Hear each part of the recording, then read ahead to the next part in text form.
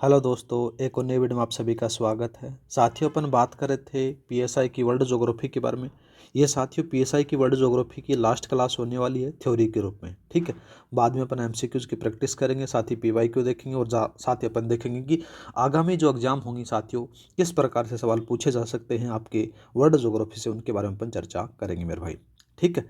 ये जो क्लास होने के बाद में साथियों आपका जो वर्ल्ड ज्योग्राफी का कंटेंट है वो ऑलमोस्ट कंप्लीट हो जाएगा और उम्मीद करता हूँ कि साथियों आपको वर्ल्ड ज्योग्राफी पढ़ने में मज़ा आया होगा। आज अपन बात करेंगे मेरे भाई, दो कॉन्टिनेंट बचते हैं जिसमें से ऑस्ट्रेलिया और साथ ही अंटार्कटिका आपको देखने को मिल जाएंगे। ये दो कॉन्टिनेंट होने के बाद में आपकी जो वर्ल्ड ज्योग्राफी है वो पीएसआई से संबंधित सारी कंप्लीट हो जाएगी, ठीक है मेरे भाई। तो पहले अपन चर्चा कर लेते हैं मेरे भाई कि ऑस्ट्रेलिया का जो भौतिक विभाजन है उसके बारे में।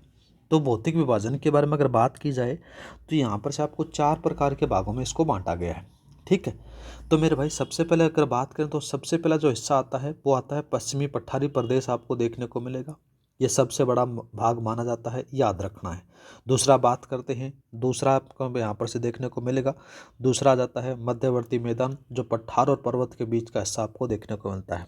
तीसरा बात करते हैं पूर्वी पर्वतीय प्रदेश, आपको देखने को मिलेगा, ये तीसरे नंबर का आ जाता है, जिसको साथियों याद रखना ग्रेट डिवाइडिंग रेंज भी कहा जाता है, ये थोड़ा सा याद रखना है।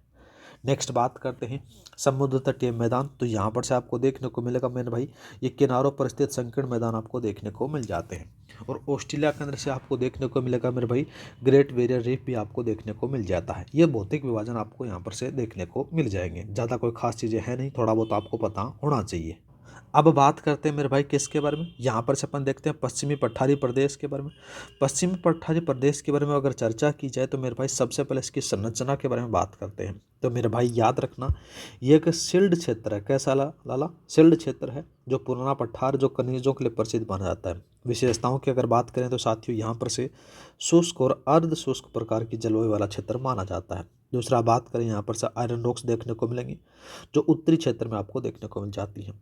जो साथियों याद रखना, लाल बलुआ पत्थर से निर्मित दुनिया का सबसे बड़ी एकीकृत चट्टान के रूप में माना जाता है। दूसरा बात करते हैं नल और बोर का मैदान। तो साथियों यहाँ पर से ये नल और अबोर मतलब कि नो ट्रीज मतलब तो वृक्ष रहित मैदान इसको कहा जाता है, याद रखना है। और ये साथियों सारा का सारा जो मैदान है ये चूना पत्थर से बना हुआ है, याद रखना है, और कृषि के लिए उपयोगी नहीं है, ये थोड़ा सा याद रख लेना।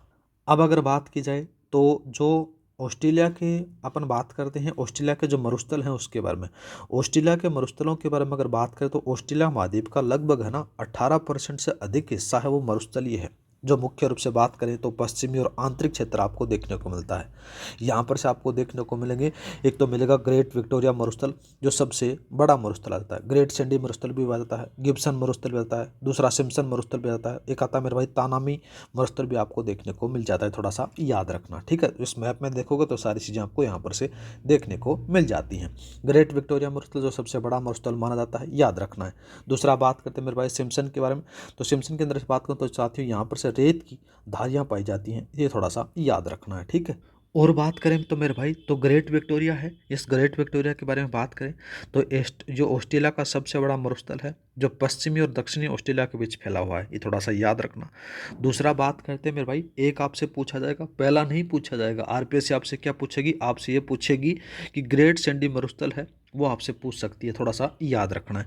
ग्रेट सैंडी क्यों है मेरे भाई? ये उत्तरी पश्चिमी ऑस्ट्रेलिया में स्थित है और दूसरा सबसे बड़ा मरुस्थल है, ये भी याद रखना है। दूसरा पूछेगी, पहला नहीं पूछेगी लाला। दूसरा बात करते हैं गिब्सन मरुस्थल के बारे में।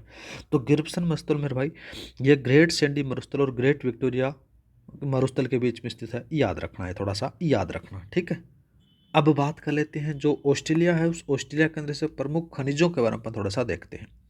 प्रमुख खनिज के अंदर से बात करें तो मेरे भाई सबसे जो इम्पोर्टेंट है वो आपको यहाँ पर से पूछा जाएगा, याद रखना मेरे भाई। नाम आता है कलगुरली और कुलगार्डी, ये आपको याद रखने हैं। इन दोनों खानों के बारे में थोड़ा सा याद रखना। ये ऑस्ट्रेलिया में पाई जाती हैं, पश्चिमी ऑस्ट्रेलिया में सोने की खाने हैं, याद रखना। दूसरा बात करते हैं मेरे भाई, यहाँ पर से आपको देखने को मिलेगा पिलबरा, जो साथियों लोह एस्क के लिए जाना जाता है। दूसरा बात करते हैं किम्बरले, ये भी थोड़ा सा इंपॉर्टेंट है लाला। किम्बरले बात करें तो साथियों ये हीरे उत्पादन के लिए जाना जाता है। दूसरा बात करते हैं माउंट ईसा, जो सीसा जस्ता और चांदी के लिए जाना जाता है। दूसरा बात करते हैं वाइपा।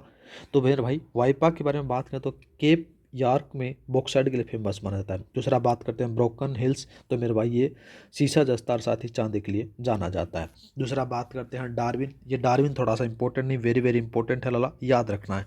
ये डार्विन है, ये यूरेनियम के लिए जाना जाता है, थोड़ा सा याद रख लेना।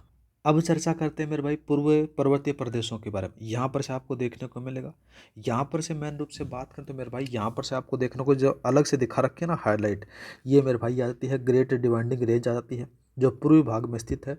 और याद रखना मेरे भाई ये एक नवीन वलित पर्वत है, ठीक है। दूसरा बात करते हैं इसका जो विस्तार है, ये केप यार्क से साथियों प्रायद्वीप में दक्षिण तक आपको देखने को मिलता है, ठीक है मेरे भाई। यहाँ पर से आपको देखने को मिलेगा स्नाई पर्वत देखने को मिलेगा। स्नाई पर्वत मेरे भाई सनोई सनोई पर्वत है मेरे भाई, यहाँ पर से ऑस्ट्रेलिया का सबसे ऊंची चोटियाँ आपको देखने को मिलती है। प्रमुख श्रेणियों के बारे में बात करें तो ब्लू माउंटेन आ जाती है मेरे भाई, ठीक है। न्यू इंग्लैंड रेंज आपको देखने को मिल जाती है, ग्रैम्पियन मिल जाती है, ये थोड़ा सा याद रखना। अब चलते हैं मेरे भाई यहाँ पर से पश्चिमी पर्वत की तरफ, तो डार्लिंग रेंज आपको देखने को मिलती है। और एक आपको देखने को मिलेगा मेरे भाई यहाँ पर से दूसरी हेमर्सले आपको देखने को मिल जाती है। ये पश्चिमी पर्वतीय प्रदेश आप पर्वत हैं, थोड़ा सा याद रखना है। आगे बात करते हैं मेरे भाई मध्यवर्ती मैदान और अपवाद तंत्र के बारे में थोड़ा सा चर्चा कर लेते हैं, ठीक है। यहाँ पर से आपको देखने को मिलेगा ग्रेट आर्टिजन बेसिन देखने को मिलेगा, जिसमें से अपन बोल सकते हैं साथियों पाताल तोड़ कुओं का क्षेत्र माना जाता है, ये थोड़ा सा याद रखना है।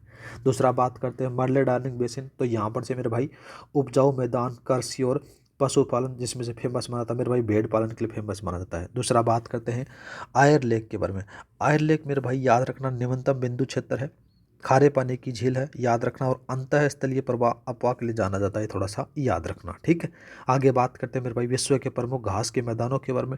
इसके बारे में बहुत बार पूछा जाता है, इस स्लाइड को थोड़ा सा साथियों स्क्रीन कर कर मतलब कि होल्ड करके आप इसका स्क्रीनशॉट लेना, या फिर अदरवाइज आपको इसकी प्ले लिस्ट मतलब कि PDF फाइल मिल जाएगी टेलीग्राम के ऊपर से जाकर देख लेना, ठीक है। इसको रट लेना मेरे भाई, सवाल ज़रूर पूछा जाएगा।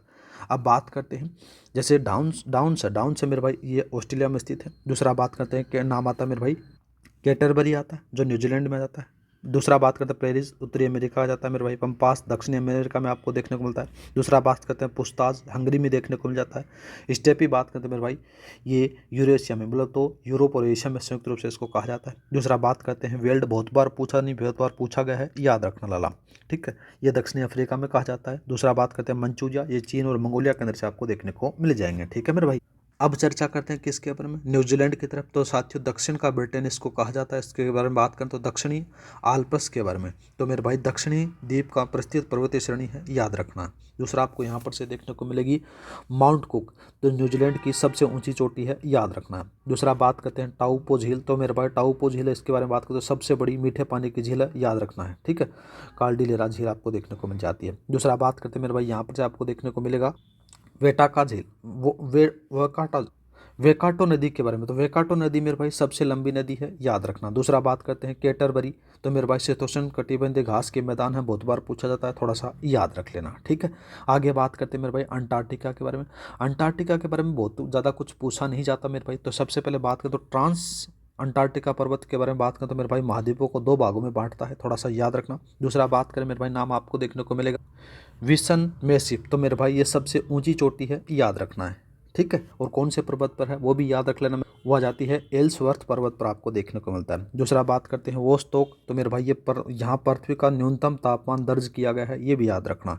प्रमुख सागरों के बारे में बात करें तो नाम आता है रोस सागर, और दूसरा बात करें तो वेल्ड सागर आपको देखने को मिलता है। मैत्री मेरे भाई यहाँ पर से भारतीय शोध के अंदर देखने को मिल जाता है, थोड़ा सा याद रख लेना, ठीक है। ज़्यादा कोई खास इसके अंदर से पूछा नहीं जाता है। आगे बात करते हैं मेरे भाई यहाँ पर जब आपके लिए एग्जाम के लिए कुछ इंपॉर्टेंट चीज़ें दी गई हैं, तो इसके बारे में अगर बात करें तो ऑस्ट्रेलिया को साथियों प्यासी भूमि का देश कहा जाता है।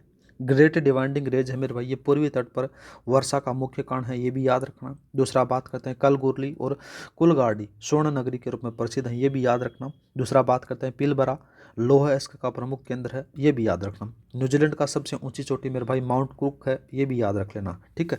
दूसरा बात करते हैं टाउपो, तो टाउपो एक साथियों ज्वालामुखी निर्मित झील है, ये भी याद रख लेना मेरे भाई। तो यहाँ पर से साथियों जो आपकी वर्ल्ड ज्योग्राफी है वो यहाँ पर से कंप्लीट हो जाती है PSI से संबंधित।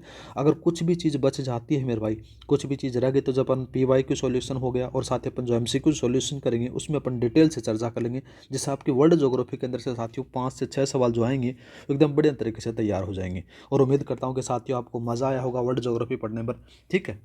इसके बाद में साथियों अपन स्टार्ट करेंगे कौन से वाला, टेक्नोलॉजी वाला पार्ट अपन स्टार्ट करेंगे, क्योंकि साथियों टेक्नोलॉजी के अंदर से सवाल ज़्यादा पूछे जाते हैं। दो क्लासेज मैंने करवाई हैं डिफेंस टेक्नोलॉजी की, 2-4 क्लासेज और आएंगे जिससे आपकी डिफेंस टेक्नोलॉजी कंप्लीट हो जाएगी। बाद में अपन स्पेस टेक्नोलॉजी करेंगे और जो भी जितनी भी टेक्नोलॉजी है उनके बारे में अपन चर्चा करेंगे जो आपके पीस से संबंधित हैं। तो मिलते हैं नेक्स्ट वीडियो में। जय हिंद, जय भारत।